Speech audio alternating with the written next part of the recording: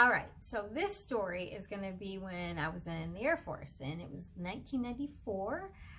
We were at Combat Camera at Norton Air Force Base, and we closed that down, and we had moved to March Air Force Base, which was a reserve base in Riverside, California, so not that far away. So when it was headquarters, and I don't remember which headquarters now, they had the security police, the SPs, that would do CQ duty and watch the building. But since we took over the building, they would have us airmen watch over this building.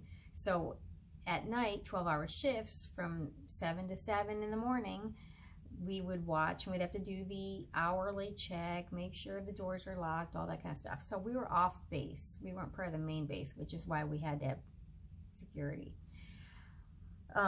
We're all airmen, no weapons, 18 to 20 years old, no training whatsoever, but we're gonna secure this building.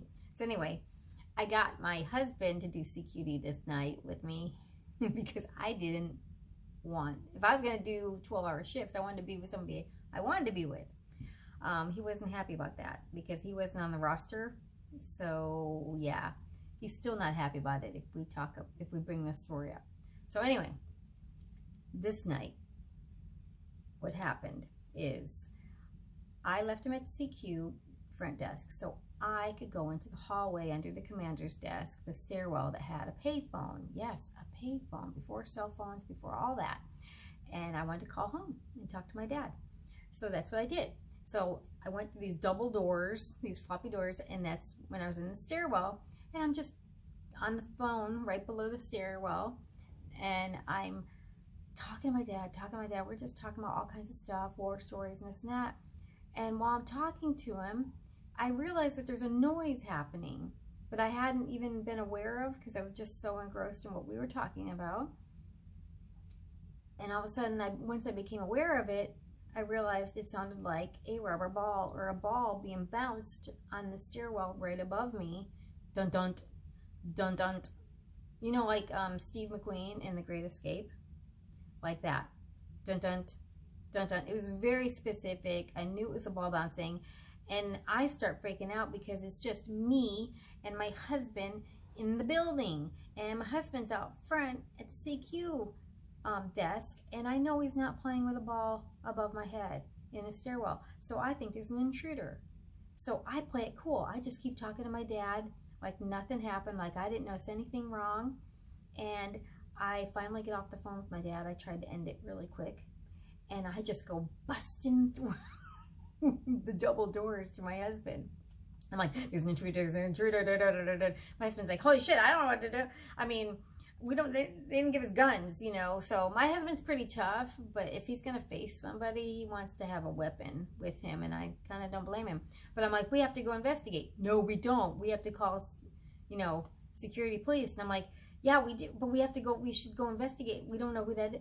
So I don't remember specifically what exactly happened. All I do remember, and my husband remembers, is I got him, just like one of those scary movies, to come into the hallway with me, and we went through the double doors, and you could still hear the ball, bump bump bump bump bump bump. So we're like freaking out, but I came to the end of the stairwell, and I looked up, and there's nobody there. You can hear the ball. You can tell by the hitting of the ball that it should be right there in this stairwell, and there's nobody there. My husband looks up. He's like, F that, because he doesn't want anything to do with paranormal. All this scares him, which is funny. He's married to me. And he's like, and I'm like, you can't leave me. There's something that we should go up there and investigate. And he's like, no. And he turns around and he leaves me. Just left me. Went through the double doors without me. I guess that's actually the smart thing to do, but at the time I was like, hey. So then I stood there at the bottom of the stairs, scared to death, because I so wanted to climb up the stairs and figure out what was making that noise. But at the same time, I knew there was something up there. I just couldn't see it. And for some reason, that alone scared me. So I left, and I followed my husband out. We called security police. Two security police came out. They checked the whole building. They didn't see anything, find anything. All the things were locked. There was nobody bouncing a ball in the hallway. Nothing. Everything was secure. So we're telling them what happened and everything. Now, here's the part that I cannot prove to you, anybody. I know what we heard and experienced. I just can't prove to you what it was. What I can't prove is the story the security police then told us, because they both kind of looked at each other, and then I remember them telling us, well, back when this was a headquarters building, and when they would watch the building, there was a security guard on duty one night, and that was his thing to do to pass the time, was to bounce a ball in that hallway and everything, and he had hung himself in that hallway one night.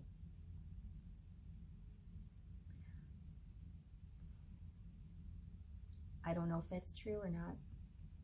It fits, but I don't know if they were pulling our leg and they were creating a story. We didn't want to go down the hall again. I mean, at night, we didn't go. The building is secure in that area. We're good.